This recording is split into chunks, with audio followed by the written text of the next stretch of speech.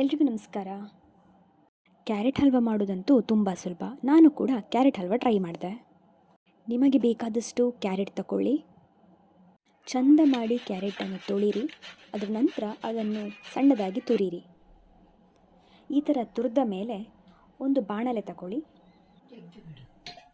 ಒಂದು ಬಾಣಲೆಯಲ್ಲಿ 2 ಚಮಚ ತುಪ್ಪ ಹಾಕಿ. ನಾನಿಲ್ಲಿ ನಮ್ಮ ಮನೆಯಲ್ಲೇ ಮಾಡಿರುವಂತಹ ತುಪ್ಪವನ್ನು ತಗೊಂಡಿದ್ದೇನೆ. ಮೊದಲಿಗೆ ಬೇಕಾಗಿರುವಷ್ಟು ಗೋಡಂಬಿಯನ್ನು ಆ ತುಪ್ಪದಲ್ಲಿ ಹುರಿರಿ.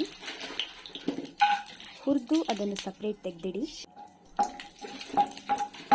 ನಂತರ ಅದೇ ಬಾಣಲೆಗೆ ನಾವು ತುರಿದಿರುವಂತಹ ಕ್ಯಾರೆಟನ್ನು ಹಾಕ್ಕೊಳ್ಳಿ. ಚೆನ್ನಾಗಿ ಕ್ಯಾರೆಟನ್ನು ಬೇಯಿಸಿ.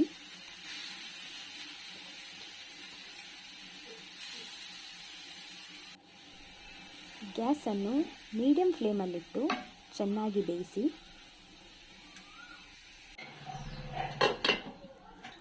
ನಂತರ 1 ಲೋಟ ಕೆನೆಭರಿತ ಹಾಲನ್ನು ನಾನಿಲ್ಲಿ ಯೂಸ್ ಮಾಡಿದ್ದೇನೆ.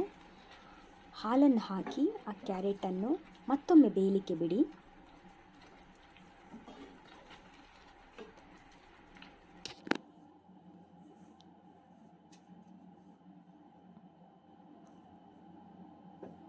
ಕಾಲು ಕಪ್ ಸಕ್ಕರೆ ತಗೊಂಡಿದ್ದೇನೆ.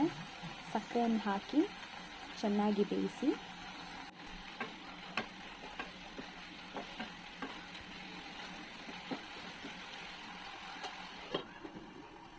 ಒಂದು ಚಿಟಿಕೆ ಉಪ್ಪು, ಏಲಕ್ಕಿ ಪುಡಿಯನ್ನು ಸೇರಿಸಿ.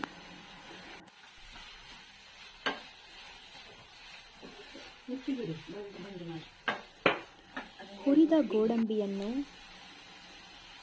ಹಾಕಿ ಕ್ಯಾರೆಟ್ ಹಲ್ವ ಸವಿಯಲು ಸಿದ್ಧ. ನೀವೆಲ್ಲರೂ ಒಮ್ಮೆ ಟ್ರೈ ಮಾಡಿ.